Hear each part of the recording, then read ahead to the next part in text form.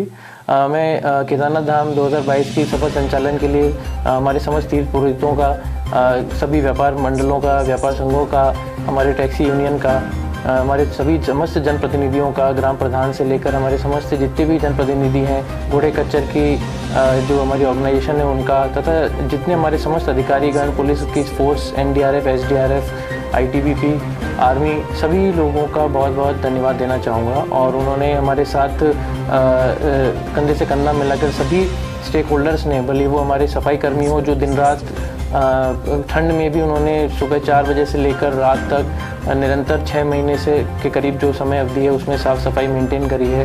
हमारे सभी श्रमिक जो वहाँ पर पोर्टर का काम करते हैं, लेबर का काम करते हैं उन्होंने, और अन्य सभी वर्गों ने, जितने भी अधिकारी से लेकर जो हमारे सभी कर्मचारी हैं, उन्होंने दिन रात मेहनत करके इस यात्रा को सफल बनाने में जो योगदान दिया उसके लिए मैं सभी को धन्यवाद ज्ञापित करना चाहूँगा। केदारनाथ धाम की 2022 की यात्रा में हमने देखा कि रिकॉर्ड नंबर में श्रद्धालुओं ने केदार बाबा के दर्शन किए हैं। और इन 175 दिन की जो यात्रा है, जो 6 मई 2022 से शुरू हुई थी, जो 27 अक्टूबर को आज कपाट बंद हुए हैं, तो इसमें करीबन 15,60,000 से अधिक श्रद्धालुओं ने दर्शन किए हैं।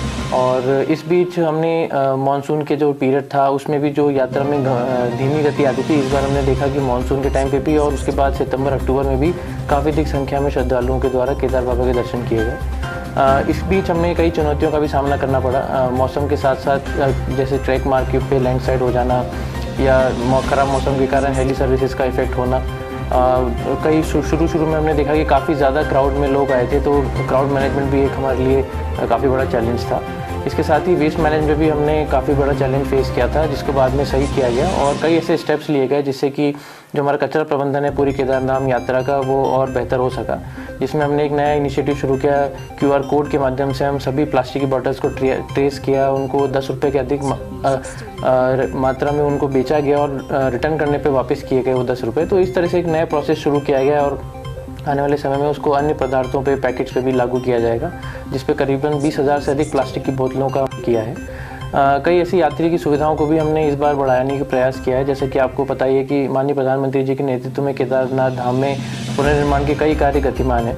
उसमें कई प्रोजेक्ट्स हमारे कंप्लीशन की तरफ तेज़ी से बढ़ रहे हैं, जैसे वाटर ATM है, रेन शेल्टर्स हैं। ये सारे हमारे अगली यात्रा में पूर्ण रूप से हमारे यात्रियों के लिए यूज़ आएंगे।